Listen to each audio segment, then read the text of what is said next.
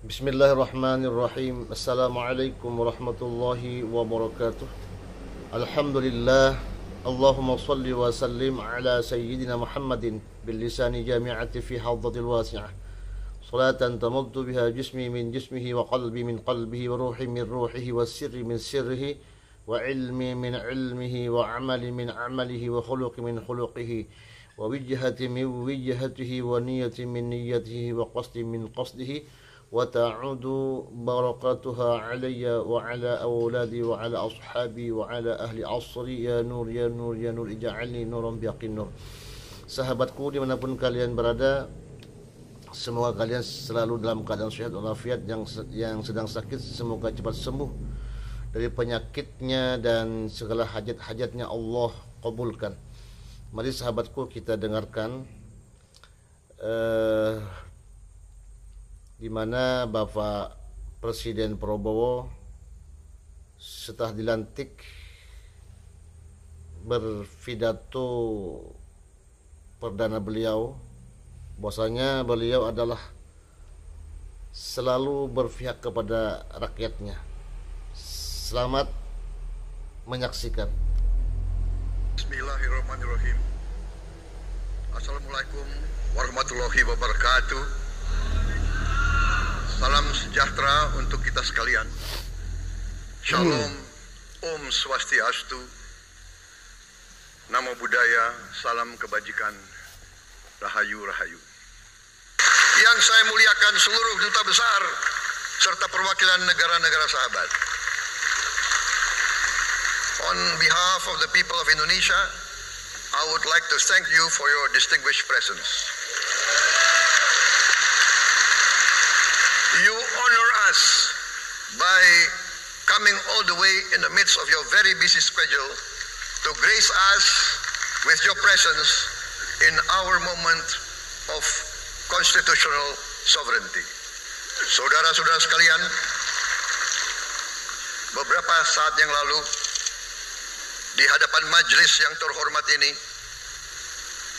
di hadapan seluruh rakyat Indonesia, dan yang terpenting di hadapan Tuhan Yang Maha Kuasa, Allah Subhanahu wa Ta'ala, saya Prabowo Subianto dan saudara Gibran Rakabuming Raka telah mengucapkan sumpah untuk mempertahankan undang-undang dasar kita, untuk menjalankan semua undang-undang dan peraturan yang berlaku, untuk berbakti pada negara dan bangsa.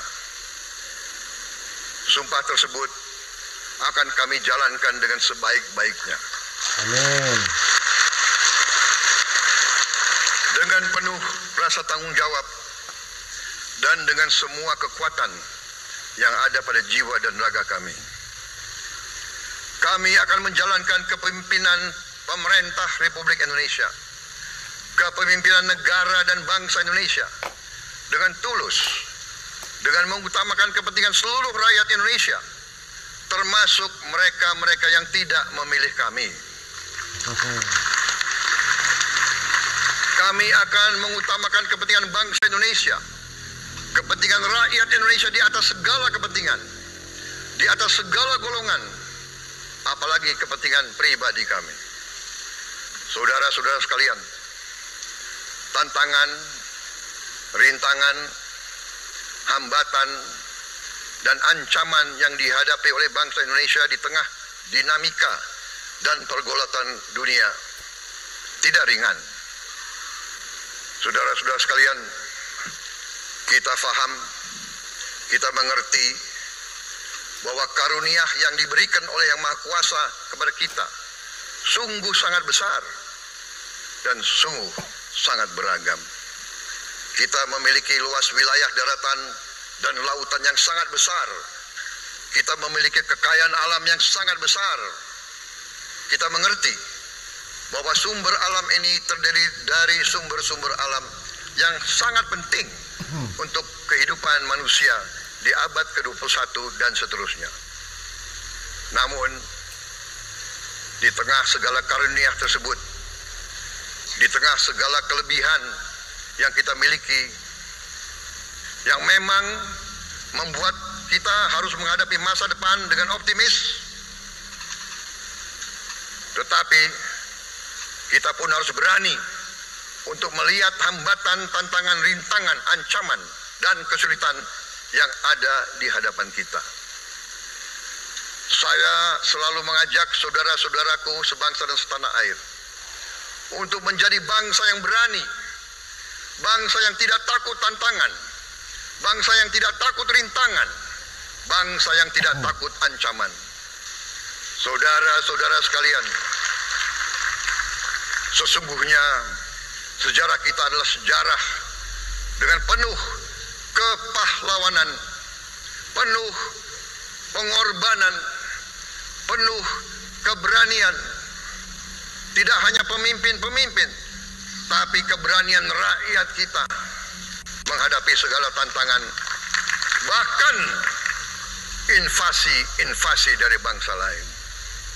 Saudara-saudara sekalian, kita faham dan kita mengerti bahwa kemerdekaan kita bukan hadiah.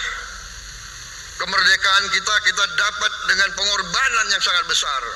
Saudara-saudara sekalian, dan kita harus faham dan ingat selalu, pengorbanan yang paling besar adalah pengorbanan dari rakyat kita yang paling miskin, wong cilik yang berjuang, yang memberi makan kepada pejuang-pejuang. Janganlah kita lupa, waktu kita perang kemerdekaan, kita tidak punya anggaran, kita tidak punya APBN, pasukan kita tidak digaji. Siapa yang memberi makan kepada kita? Yang beri makan adalah para petani di desa-desa. Yang beri makan adalah para nelayan. Yang beri makan adalah para pekerja. Terus-menerus mereka yang mendirikan Republik Indonesia.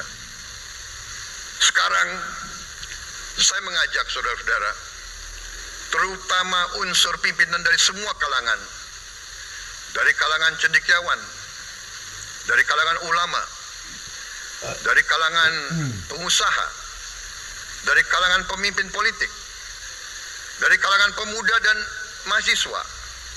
Mari kita berani menghadapi tantangan-tantangan tersebut.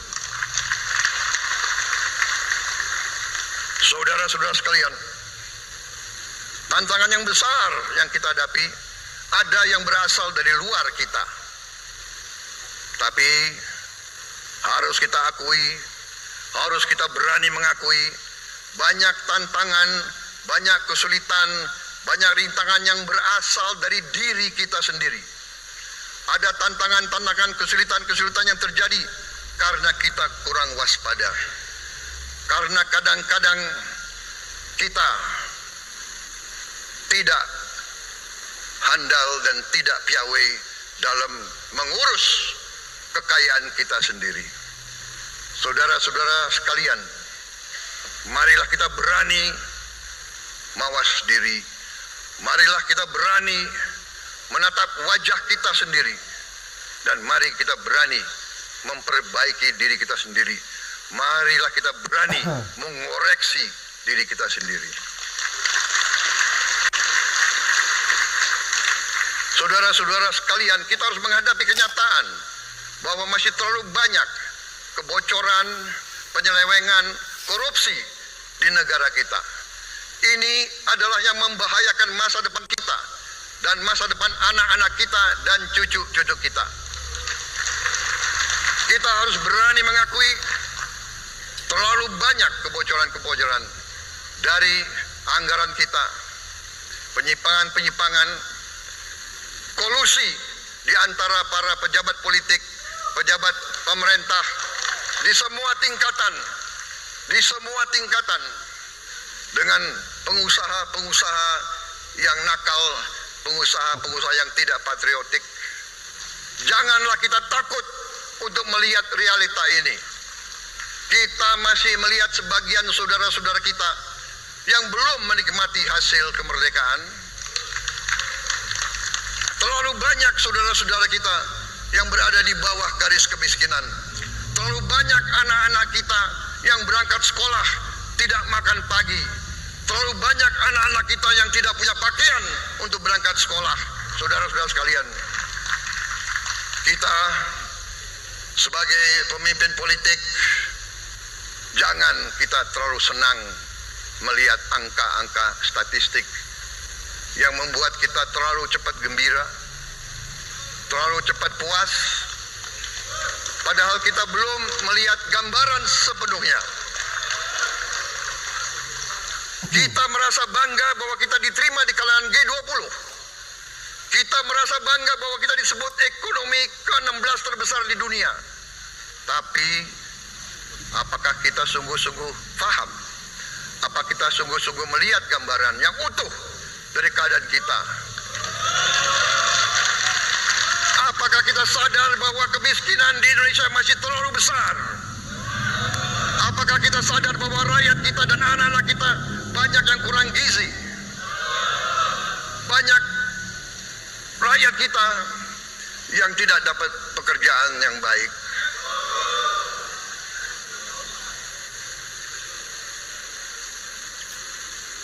Banyak sekolah-sekolah kita yang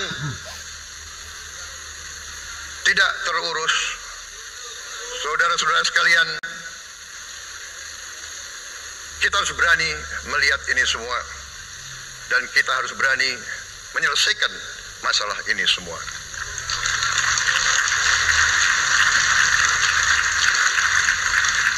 Saudara-saudara sekalian, saya mengajak kita semua, marilah kita berani melihat kenyataan.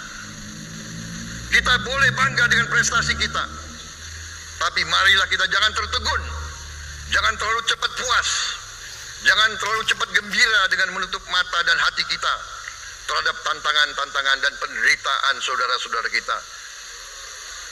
Saudara-saudara sekalian, kita tidak boleh memiliki sikap seperti burung unta yang kalau melihat sesuatu yang tidak enak, ia memasukkan kepalanya dalam tanah. Mari kita menatap ancaman dan bahaya dengan gagah.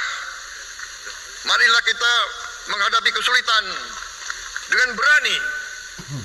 Saudara-saudara sekalian, marilah kita berhimpun, marilah kita bersatu untuk mencari solusi-solusi, mencari jalan keluar dari ancaman dan bahaya tersebut.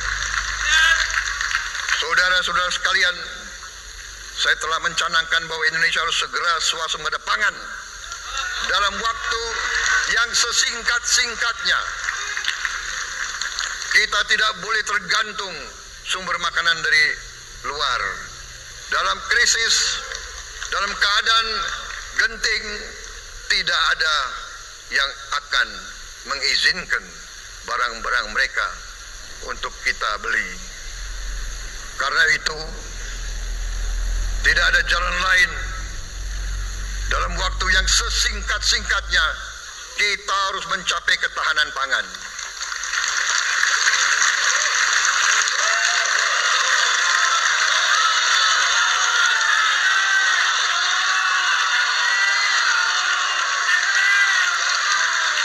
Kita harus mampu memproduksi dan memenuhi kebutuhan pangan seluruh rakyat Indonesia. Saya sudah mempelajari bersama pakar-pakar yang membantu saya. Saya yakin paling lambat 4-5 tahun kita akan swasembada pangan. Bahkan kita siap menjadi lumbung pangan dunia.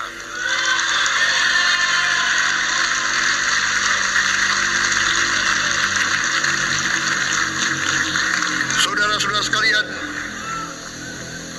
kita juga harus swasembada energi. Dalam keadaan ketegangan, dalam keadaan kemungkinan terjadi perang di mana-mana, kita harus siap dengan kemungkinan yang paling jelek. Negara-negara lain harus memikirkan kepentingan mereka sendiri. Kalau terjadi hal yang tidak kita inginkan, sulit akan kita dapat sumber energi dari negara lain. Karena itu kita harus swasembada energi dan kita mampu untuk swasembada energi. Kita diberi karunia oleh Tuhan Maha Besar tanaman-tanaman yang membuat kita bisa tidak tergantung bangsa lain. Tanaman-tanaman seperti kelapa sawit bisa menghasilkan solar dan bensin. Kita juga punya tanaman-tanaman lain seperti singkong, tebu, sagu, jagung, dan lain-lain. Kita juga punya energi bawah tanah, geotermal yang cukup. Kita punya batu bara yang sangat banyak. Kita punya energi dari air yang sangat besar. Saudara-saudara sekalian, pemerintah yang saya pimpin nanti akan fokus untuk mencapai swasembada energi. Kita juga harus mengelola air kita dengan baik. Alhamdulillah kita punya sumber air yang cukup dan kita sudah punya teknologi menghasilkan air yang murah dan yang bisa memenuhi kebutuhan kita. Saudara-saudara sekalian, juga semua subsidi bantuan kepada rakyat kita yang masih dalam keadaan susah, harus kita yakin subsidi itu sampai kepada mereka yang butuhkan. Kita harus berani meneliti dan kalau perlu kita rubah subsidi itu harus kepada langsung keluarga-keluarga yang membutuhkan itu. Dengan teknologi digital kita akan mampu sampai subsidi itu sampai ke setiap keluarga yang membutuhkan. Tidak boleh aliran-aliran bantuan itu tidak sampai ke mereka yang butuh itu. Saudara-saudara, anak-anak kita semua harus bisa makan bergizi minimal 1 kali sehari. Dan itu akan kita lakukan dan itu bisa kita lakukan, saudara-saudara sekalian. Selain itu, menjamin melindungi mereka yang paling lemah untuk mencapai kesejahteraan sejati, kemakmuran yang sebenarnya. Kita harus melakukan hilirisasi kepada semua komoditas yang kita miliki. Nilai tambah dari semua komoditas itu harus menambah kekuatan ekonomi kita sehingga rakyat kita bisa mencapai tingkat hidup yang sejahtera. Seluruh komoditas kita harus bisa dinikmati oleh seluruh rakyat Indonesia. Saya sudah katakan, kita harus berani menghadapi dan memberantas korupsi dengan perbaikan sistem, dengan penegakan hukum yang tegas, dengan digitalisasi. Insya Allah kita akan kurangi korupsi secara signifikan. Tapi ini harus kita lakukan. Seluruh unsur pimpinan harus memberi contoh.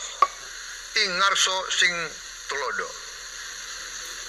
Saudara-saudara sekalian, ada pepatah yang mengatakan, kalau ikan menjadi busuk, busuknya mulai dari kepala. Semua pejabat dari semua eselon dan semua tingkatan harus memberi contoh untuk menjalankan kepemimpinan pemerintahan yang sebersih-bersihnya. Mulai dengan contoh dari atas dan sesudah itu penegakan hukum yang tegas dan keras. Saudara-saudara sekalian, semua kita percaya dan kita yakin kita akan punya kekuatan untuk bisa menghilangkan kemiskinan dari bumi Indonesia. Ini sasaran yang berat. Bahkan banyak yang mengatakan bahwa ini sesuatu yang tidak mungkin. Saudara-saudara, pemimpin yang berani, pemimpin yang baik akan terpanggil untuk menghadapi yang tidak mungkin dan mencari jalan agar yang tidak mungkin kita atasi.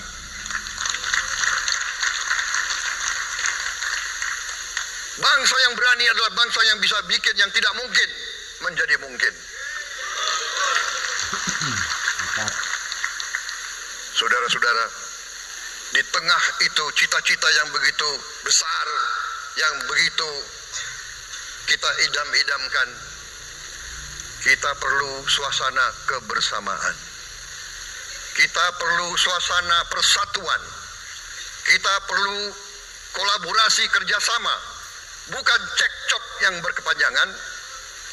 Kita perlu pemimpin-pemimpin yang tidak caci maki, pemimpin-pemimpin yang arif, yang bijaksana, yang mengerti dan cinta budaya dan sejarah bangsa sendiri, yang bangga dengan adab, tradisi, dan adat bangsa kita sendiri. Kita dari sejak dahulu pemikiran, kehendak, dan rancang bangun pendiri-pendiri bangsa kita, dari sejak awal bangsa ini berdiri, kita ingin menjadi bangsa yang berdemokrasi. Kita menempatkan kedaulatan rakyat setinggi-tingginya. Dalam dasar negara kita, Pancasila, kerakyatan merupakan sendi utama dari kelima sila yang kita junjung tinggi. Kerakyatan yang dipimpin oleh hikmat kebijaksanaan dalam permusyawaratan perwakilan. Kita menghendaki kehidupan demokrasi, tapi marilah kita sadar bahwa demokrasi kita harus demokrasi yang khas untuk Indonesia. Demokrasi yang cocok untuk bangsa kita. Demokrasi yang berasal dari sejarah dan budaya kita. Demokrasi kita harus demokrasi yang santun. Demokrasi di mana berbeda pendapat harus tanpa permusuhan. Demokrasi di mana mengoreksi harus tanpa caci maki. Bertarung tanpa membenci. Bertanding tanpa berbuat curang. Demokrasi kita harus demokrasi yang menghindari kekerasan, yang menghindari adu domba, yang menghindari hasut menghasut. Demokrasi kita harus demokrasi yang sejuk, demokrasi yang damai, demokrasi yang menghindari kemunafikan. Hanya dengan persatuan dan kerjasama kita akan mencapai cita-cita para leluhur bangsa kita. Bangsa yang gemah ripah roh jinawi, toto tentrem kerto raharjo. Bangsa yang baldatun, tojibatun, warobun gofur. Bangsa di mana rakyat cukup tangan, cukup sandang, cukup papan. Cita-cita kita adalah melihat wong cilik iso gemuyu. Wong cilik bisa senyum, bisa ketawa. Saudara-saudara sekalian, kita harus ingat bahwa kekuasaan itu adalah milik rakyat. Kedaulatan itu adalah kedaulatan rakyat. Kita berkuasa seizin rakyat. Kita menjalankan kekuasaan harus untuk kepentingan rakyat. Kita harus selalu ingat, setiap pemimpin dalam setiap tingkatan harus selalu ingat, pekerjaan kita harus untuk rakyat.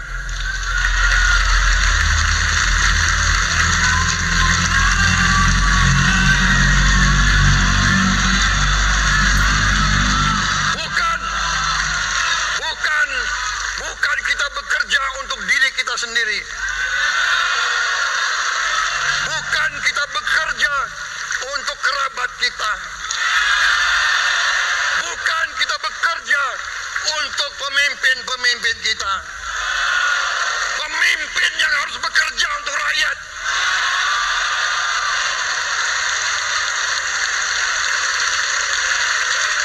Saudara-saudara sekalian, kita harus mengerti selalu, sadar selalu bahwa bangsa yang merdeka adalah bangsa di mana rakyatnya merdeka.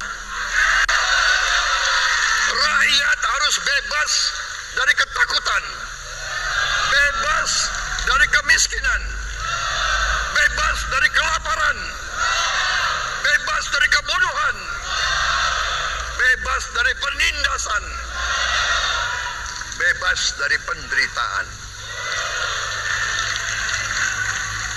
Saudara-saudara sekalian, masih ada saudara-saudara kita usianya di atas 70 tahun masih menarik becak. Ini bukan ciri-ciri bangsa yang merdeka.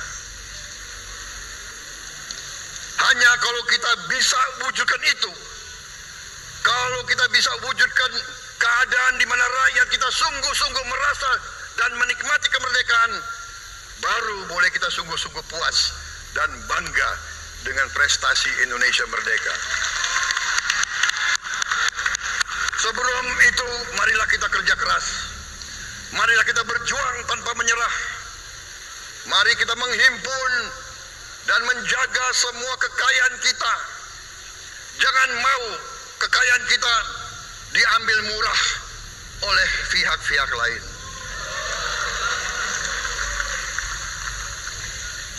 Saudara-saudara sekalian, semua kekayaan kita harus sebesar-besarnya untuk kepentingan dan kemakmuran rakyat kita. Saudara-saudara, dalam sejarah politik, hal ini mudah diucapkan, tidak mudah untuk kita capai. Tapi kita bisa capai kalau kita bersatu dan bekerja sama. Marilah kita bangun masa depan bersama. Marilah kita menganggap rekan-rekan kita, walaupun berbeda suku, berbeda agama, berbeda partai, berbeda golongan, kita adalah sama-sama anak Indonesia. Bertanding, semangat. Sesudah bertanding, mari kita berhimpun kembali. Saudara-saudara sekalian, dalam menghadapi dunia internasional, Indonesia memilih jalan bebas aktif, non-blok, non-aligned. Kita tidak mau ikut fakta-fakta militer manapun. Kita memilih jalan bersahabat dengan semua negara. Sudah berkali-kali saya cadangkan, Indonesia akan menjalankan politik luar negeri sebagai negara yang ingin menjadi tetangga yang baik. We want to be the good neighbor. Kita ingin menganut filosofi kuno, 1000 kawan terlalu sedikit, 1 lawan terlalu banyak.